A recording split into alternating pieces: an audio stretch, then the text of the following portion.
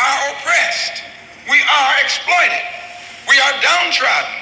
We are denied not only civil rights. Welcome to another episode of the Uncensored Truth Podcast. I'm your brother, Old God, from Hip Hop News Uncensored. And sitting across from me is my co-host. What it do? What's good? It's your brother Sam and Viral Hip Hop News. You are in the building with the mother best, baby. Yeah. Another episode of the Uncensored Truth Podcast. Oh God, what's good, my brother? What it do? What it do? We in the building, man. Like Sam Man said, the Uncensored Truth Podcast is now on, man. We want to say we appreciate everybody who listens to the podcast. People are sharing it like crazy, man. It's been a real rough week. You know what I mean? Real emotional week for everybody, just around the world, pretty much, listeners and whatnot. So we understand that, even in your personal life, you know what I mean? A lot of things are going on. But, we're here, man, just to kind of just, do what we do. And, just rap with the people a little bit, man. And this is a great outlet when times get hard. You know what I mean? It's good to come over here. And thank God this is a job that we both love to do, to get over here and converse not only with you, but then with the people and to get it to the people. And then their response, all of it's humble. It's a great thing to do, man. So salute to everybody that listens on iTunes, Spotify, Google Play, and all major online outlets for all of your support, because we see you. We definitely see you. Y'all keep sharing like Old God said. Salute to everybody that listens on all three platforms on YouTube. And oh God, what we got today, man? What we got going on? Well, we're gonna be talking about Nipsey Hussle. This is gonna be an ongoing, situation here. Well, Eric Holder, who was the man, who was accused of shooting Nipsey Hussle, was officially charged, with the murder of Nipsey Hussle and the attempted murder of two other people that day. You see the press conference there. We'll put a few pictures up on the screen. He's being held on $5 million bail today. TMZ leaked the footage earlier today, kind of showed him behind Chris Darden, who ironically was the prosecutor that went to try to take down OJ back when he was So that's a whole nother twist to this whole story. But he behind him, looking nervous, looking scared. A lot of rumors out there saying that he's fearing for his life right now. Should be, obviously, you know what I mean, in that system down there. But yeah, man. So what do you think about these new developments? Today they bringing him in front of the people and pretty much, arraigning him. Well, didn't he plead not guilty, if I'm not mistaken? Yeah, not guilty. Okay, right. So he's saying he didn't do it, which is absolutely insane, given the fact that we got tape, we got this, we got that. Obviously point him to the crime. I'm thinking my gut's telling me that he's going to go on a route of insanity, or try to go that route, crazy route, or plead not guilty by reason of insanity. Like you said, Chris Darden is his lawyer now. We know his resume. That goes without saying. And I don't know, this seems to be becoming more and more a circus amidst all the tragedy that's going on. It doesn't seem like he's going to allow it to go away. Like you said, he fears for life, justifiably so, given where he's at and given what he did. And this is interesting. We'll see. We'll continue to see what happens. But yeah, is there a situation, oh God, or a likelihood that some bullshit comes aroused? And what I mean by that is justice isn't served in this situation. No, I don't think so. When you look at the not guilty plea, it's usually standard like this early on. Because remember, Tekashi, first it was like not guilty. Everybody pleads not guilty, first until the prosecution to get together, everything in the offer, and they might say, okay, give you a deal and whatnot. They might work it out like that. But I think this is going to be, if he in fact is the one, they have other camera angles and the weapon, which I didn't hear about them recovering the weapon yet. They didn't talk about that. No. If that's, they print it back to him and they can pretty much prove that it's him, I think that justice will be served. Also, you got the other counts that he's being charged for, which is attempted murder. So it's going to be hard for him to get, out of this one. And just to note that he did have a criminal record. People were talking about that back in 2012.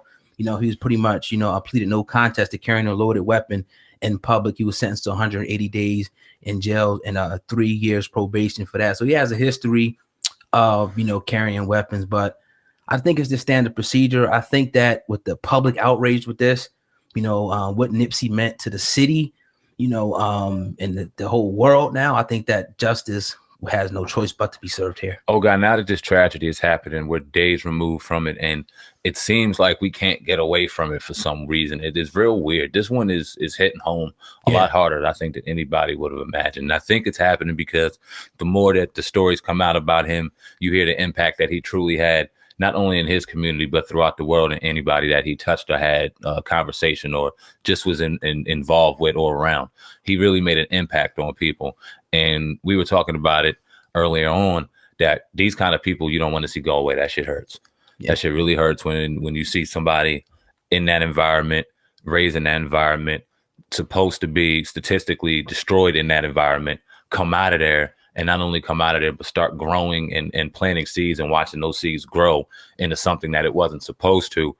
When you see something tragic like this happen, the shit wasn't supposed to happen. So it kind of just even goes, and it's a shame that, like I said a couple of days ago, that we're not appreciating him more in life, and we don't appreciate the great ones more in life than we do in death, because now we're sitting here reminiscing on things, and not necessarily that we had to be talking about it, but those conversations that we had privately, maybe we should have sat here and had a little more vocally and just threw them up, even if they didn't do nothing, whatever. Yeah. Because definitely. The great ones need to be appreciated more. Yeah. And that's, I think, a lot of people, when they criticize, that, because, we pretty much, see the headline and we talk about what happened, but we sit and we really feel this in the conversations that we have behind the scenes, man. We ain't really all get on camera, quick to jump on like that. That's not us. Right. So it's just like, we feel this, personally from things that happen in our life. So, but the best thing we could take from this, because we're always trying to take, the good with the bad, is just we are similar to Nipsey, and what we do, the entrepreneurial spirit, the activism, doing stuff in the community. So all we could do is just look at his blueprint and try to emulate that and be that and better. I mean, at the age of 33, what Nipsey was able to accomplish, I mean, he did a great work. He left his mark. He left it in his music. He left it, with the literature that he left behind, his children and everything. He has a legacy to leave behind. So even though it's tragic right now, we know that Nipsey can't come back. He left, a trail for people, to be successful, I think, behind him at this point. It's a fact, man. And it's hard because you stare mortality right in the face, dog. Like we were talking about a little early on. And like you said, man, we're not going to express everything that we talk about behind the scenes on camera. That's just not us. We do a job. We have a passion for what we do, but we understand that line that we draw, and certain things we're just not going to say. But when you look at the transparency between the two, and you look at the work he did for his community and the good that comes out of that, and that's things that we talk about, and you look at what he did for the youth and what we talk about and what we do and what we aspire to do, it's similar. So yeah, like this shit just it hit home, on another level. I want to transition a little bit, not to give the dude any energy, but I don't know if you saw this old guy, Joyner Lucas, somebody that's been affected by this, obviously going on social media, as is a lot of other celebrities, and talking about Nipsey Hussle. And he seemed to know Homeboy a little bit. Homeboy was obviously in his DMs, as you can see right there. How much for a feature, brother? I need it, please. With Joyner Lucas obviously saying, shake my head.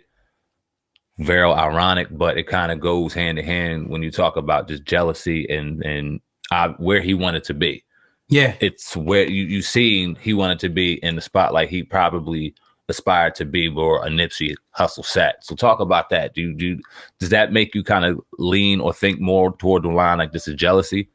It definitely leads me to that. And I was like what we were saying, sitting here just in the pre-production, kind of just going over what we're going to talk about. It led me to think like, okay, he's enjoying the Lucas's, inbox. He's a inspiring rapper. So he's seen Nipsey, and the word on the street is that Nipsey said that you can't be around here, you a snitch. He wanted to give him his demo tape and whatnot. And, when he came back, he thought he had the demo tape maybe, or to come back and prove that he wasn't a snitch, but he had the gun. So it's just like, I think that when Nipsey said that to him, maybe he was looking up to Nipsey so much that it crushed him, and he was in his emotions so much that maybe, this is just my, opinion on it, he went back and he, shot him over that because, remember how we talked about Millionaire Michael Jordan, how he idolized Mike, and then when you seen him, Mike was just a total different person. Maybe he had that. I'm not, definitely not justified for what he did, but maybe that reaction to Nipsey saying that to him being Nipsey, King Nipsey, maybe that, triggered this man to do that. So, I look at it those two ways, man. That's the only way I can really, because he's just asking for a feature at the end of the day. It wasn't like, he was like, he wasn't gonna get that answer. Hell no. And right. A lot of people have been talking about it. Gilly talked about it. I think he might have said it best. It's just when you from the same area, you grind from the same place, and you're not supposed to come up out of that rat hole. Yeah. And you do. And you the one, and Nipsey said this too very well. you're the one that your mother's looking at. You're the one that your community's looking at. And that brings on the sense of pride, but it also has to make you understand that you got to look over your shoulder, because people are never going to be able to do that. And they're looking at you and they were hand in hand. Yeah, they might have beat you in a race when they were kids. They might have did this or got the girls when they there. But now you, as an adult, done took over, and they have no answers, no reason, no rhyme as to why. And that confusion automatically turns to jealousy, turns to rage. And if that's the case, though, you know what I mean? Which I think that could be the case. You know what I mean? Here, it's like you really got to be careful, because if just any random person from where you come from is willing just to, you know what I mean, to really just take you out because of jealousy that bad, that's sad, man. Oh God, that's sad. That's what I meant by, and that's kind of where I was leading toward mortality. You looked at in the face, because the very little success that we even share now, it's just like, it makes you think a little different. It makes you walk a little different, makes you move, even though we're on a totally different level. And I'm not saying that Nipsey wasn't humble, but he's out there on the mainstream a lot more than we are. But it just makes you think. It makes you want to move a little different. Something like this happening in his home, to such a beloved figure in his home, and him being so goddamn comfortable. It's probably in one of the 1 in 10 chances he didn't have the security around him. Very comfortable. It's just it makes your stomach hurt how this went down. Yeah, we didn't want to, we talked about stuff off the air, and we will not talk about it here, out of respect, for his family. But we have our, speculations of, all of this, what happened. And we talked about it. Maybe one day, we'll share that for iTunes, or something like that. But anyway, I want to talk about, this, not to, talk too much about this, but Nipsey Hussle's business partner today pretty much went on, I don't know what station it was, but spoke some words about Nipsey in the altercation the other day. So I'm actually going to play this audio, and we're going to talk about this. Nipsey was doing positive things in the community, trying to save lives, and for one of the people that he was trying to save to come back and kill him, it was nothing but jealousy and envy.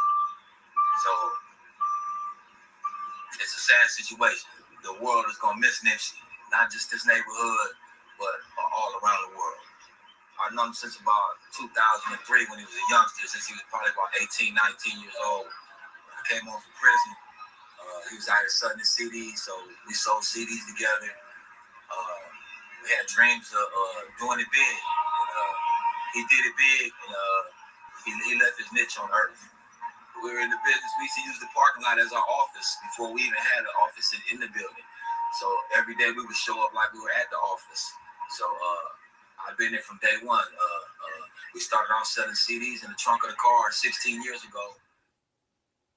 Right. So that's him, Herman Douglas, a former business partner now of Nipsey Hussle, pretty much going over the same sentiment, that we said. Obviously, he's right there on the ground, so he knows Nipsey personally, man. It's just one of those things where you wish didn't happen, man. Even though we didn't know him personally, we feel this. Everybody feels it. We look at Dave East, you can see it. You can see the genuine people, and you can see the people who are, doing it for clout, I think. But it's just a real unfortunate situation. We talk about other rappers dying and they're not really having that impact. No disrespect to any of them.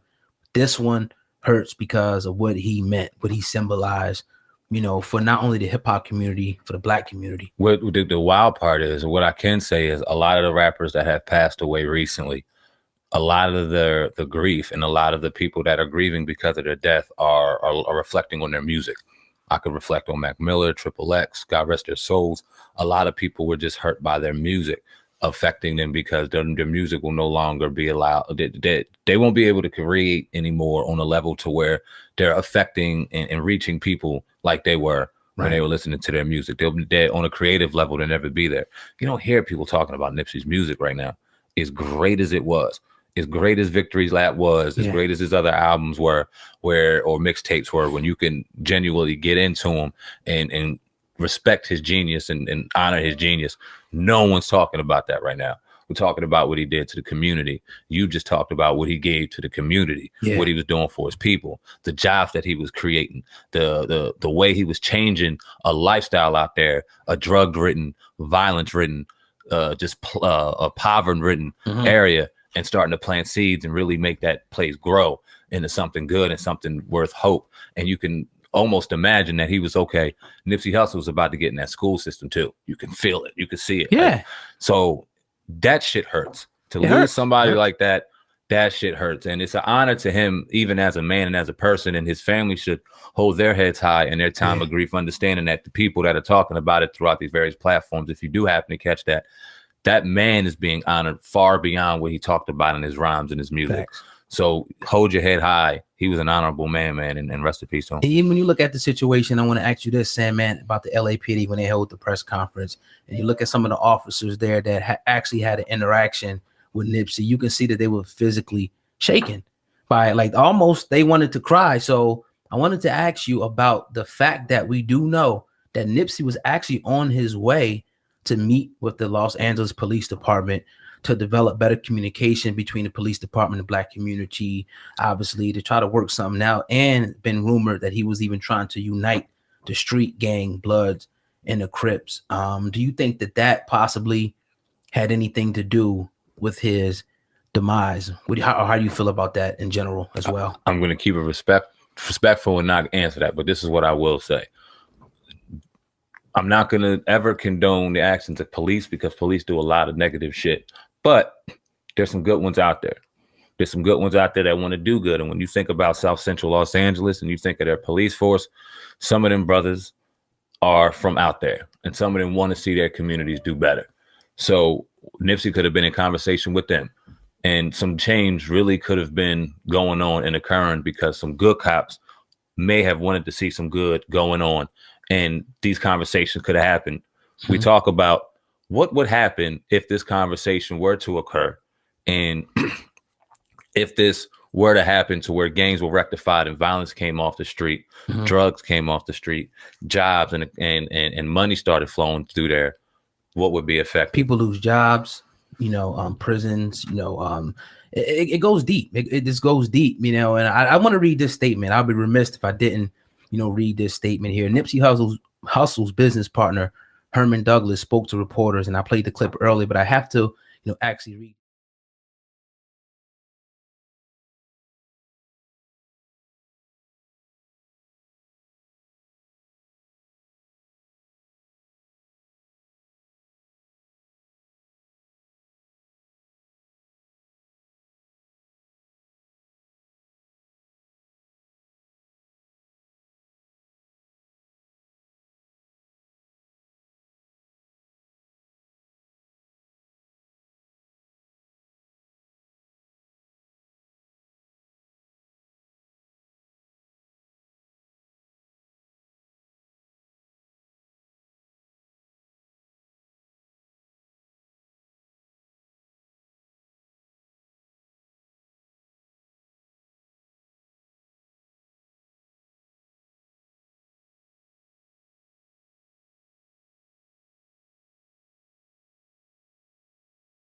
Keep everything within all due respect, but it gets deeper than YouTube. Just please believe that.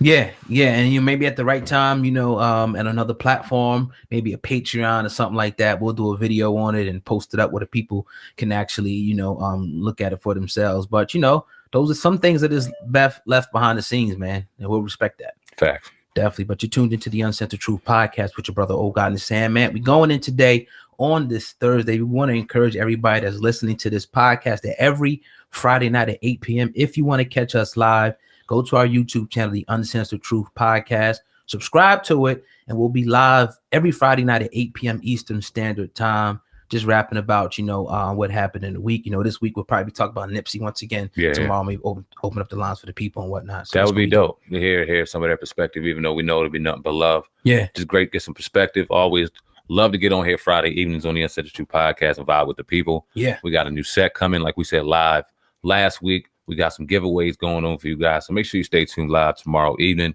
for all the details, all the news. Oh, God, I wanted to talk about this real quick because my boy, man, my boy is back in the news. Now, we ain't heard from him in a while. One of the greatest comedians of all times, one of the greatest actors of all times. Katt Williams is very, very talented. But he also has some controversy and some bullshit that usually surrounds him.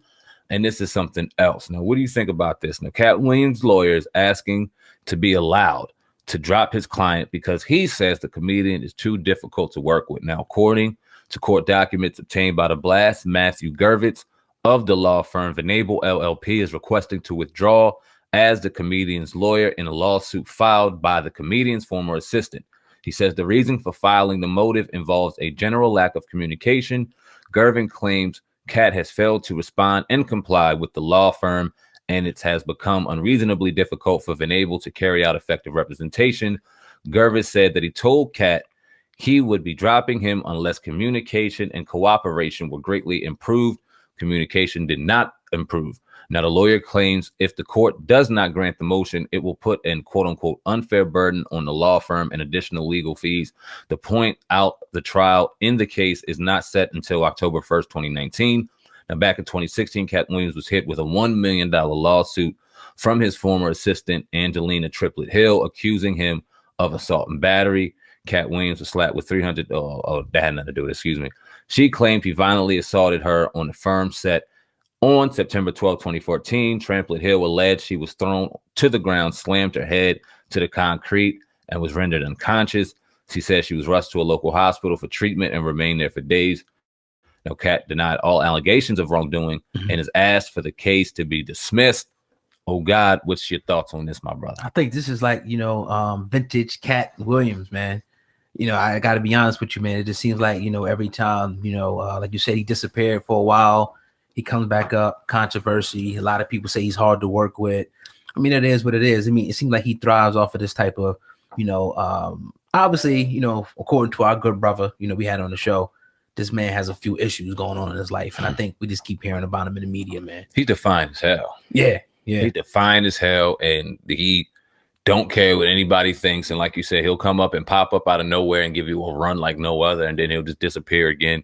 He'll come on and show you his genius on a random show when you don't expect it, go ahead and win an Emmy, and then disappear again.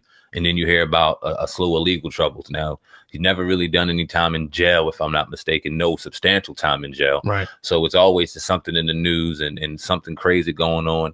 We don't know if this accusation is true. It's an accusation at this point. Right. My only thing would be, Katt, goddamn, make life a little easier on yourself. If you didn't do it, if everything is cool, just cooperate with your legal representation so you can get the fucking thing dismissed like you want to and get it out the way. You don't look good not complying, not answering your lawyer team. If you think they're whack or you think they're bullshit, get them out of there. Now you good. Get them out of there. But you not complying and you just being that difficult, you're disrupting yourself. And then, like I said, like you said, our brother alluded to, is there something out there that's maybe interfering with your better judgment that you may need help with? Because you're too much of a genius. You're too fucking funny of a guy to be just kicking yourself in the leg like this all the goddamn time. Yeah, man. It's just one of those situations where it's sad, man. He could have been, I ain't even gonna go there with the Katt. Go ahead, man. Go to Katt, man. I mean, I'm not trying to get on Katt, but it was one point where, everybody said he should have been where Kevin Hart is, and not to say, damn. I mean, gonna do that. I mean, damn. We seen, the progression of him, the way he came up and whatnot, but maybe he didn't want to, because, the criticism of Kevin Hart is that he had to do different things to get where he was. Not to say that it's true. So, according to Katt Williams, he had to do that. So, I don't know, man. Maybe that's just the way he wants to go about it. I'm not judging the man. Does he disappoint you in a way? And you don't have to go too crazy on this, but I remember, I think we was about to go out a year, maybe 2 years ago. Me and you were about to step out real quick. Rare. Right. We was about to get up and go chill. And Katt Williams was on the TV. And motherfucker had us dying. Cracking the fuck up. Katt Williams is one of them dudes where there's not a lot of comedians out now that can just make you crack up the way Katt Williams can. Mm-hmm.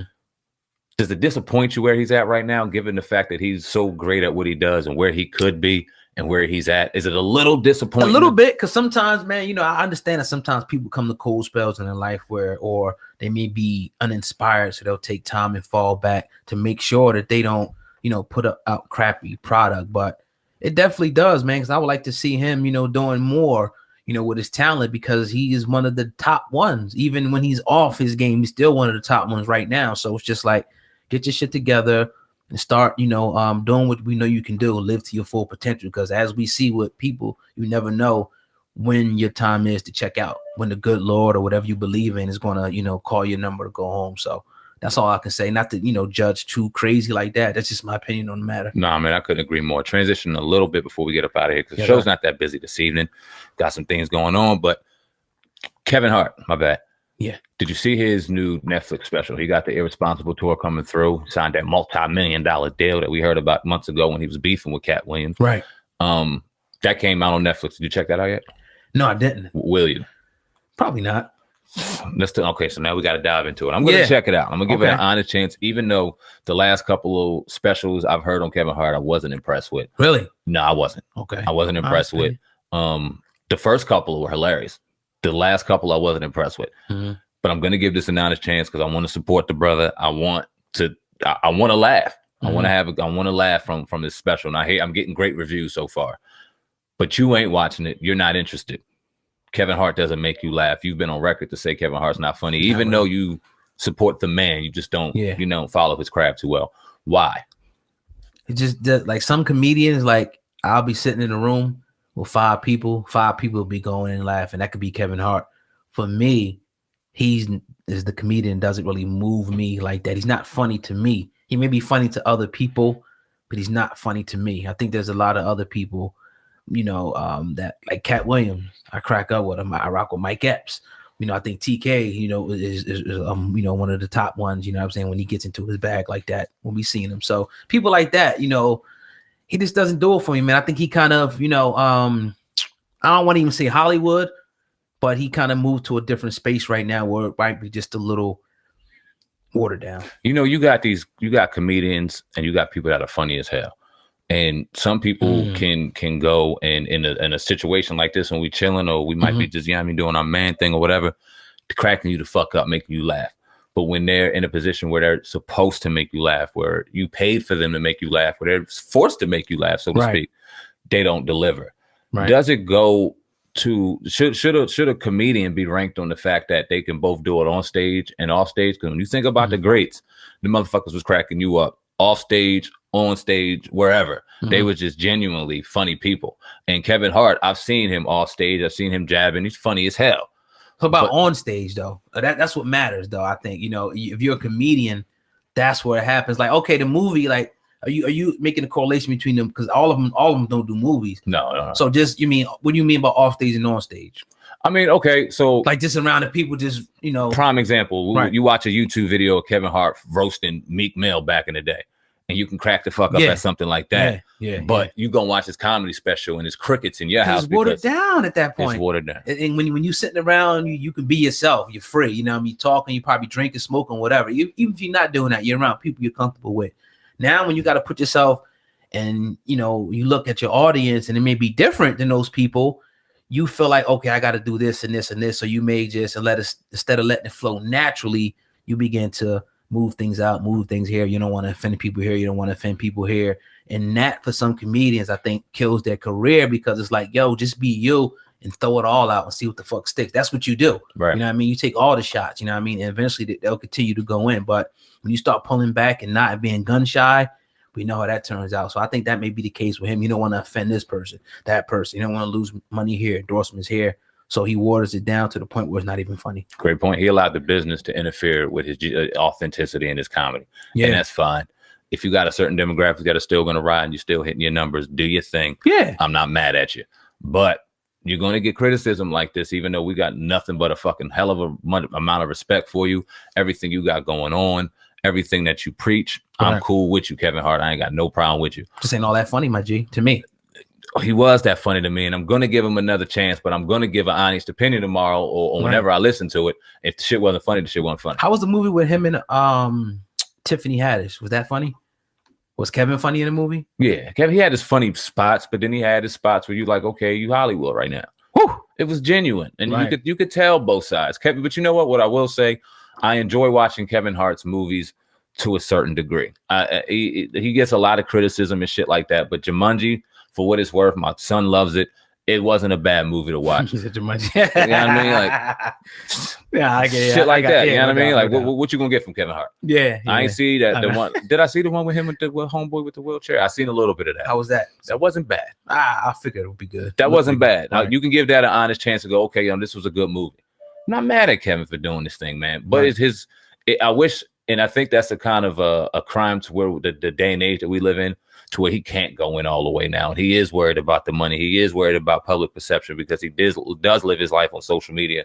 So them comments do get in his fucking face, and that shit does bother people. Yeah. So he watches what he says right now. He can't go on stage and maybe let it rip like he used to back in 2010, 2011, when that motherfucker was cracking me up. Right. Wilding. Yeah. So, you know, again, man, we continue to support Kev.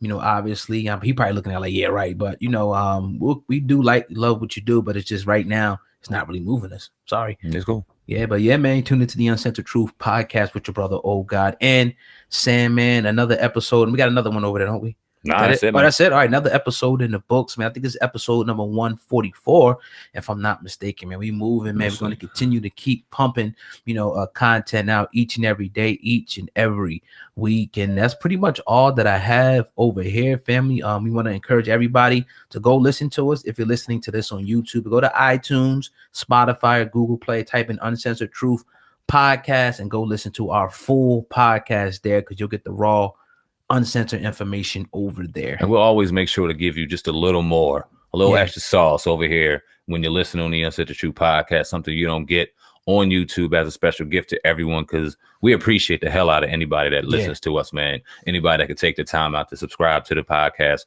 on their phone and take the time out to listen. We see the numbers growing day by day, and we can't thank you enough. Keep sharing, keep providing, and we appreciate you. Can't wait to come on live tomorrow evening, exclusively on the Uncensored Truth podcast official channel. We'll be talking about this week's hip hop stories. Obviously, Nipsey Hussle will be the topic of conversation and much more. Oh God, I love what we do, man. It's so humbling. Appreciate you. Man. Appreciate the people at Viral Hip Hop News Uncensored, and the Uncensored Truth podcast. Another one in the books. If you ain't got nothing else, we out of here, man. We out of here. Peace. Be safe out there, fam. Indeed. We are oppressed. We are exploited. We are downtrodden. We are denied not only civil rights, but even human rights. So the only way we're going to get some of this oppression and exploitation away from us or aside from us is come together against the common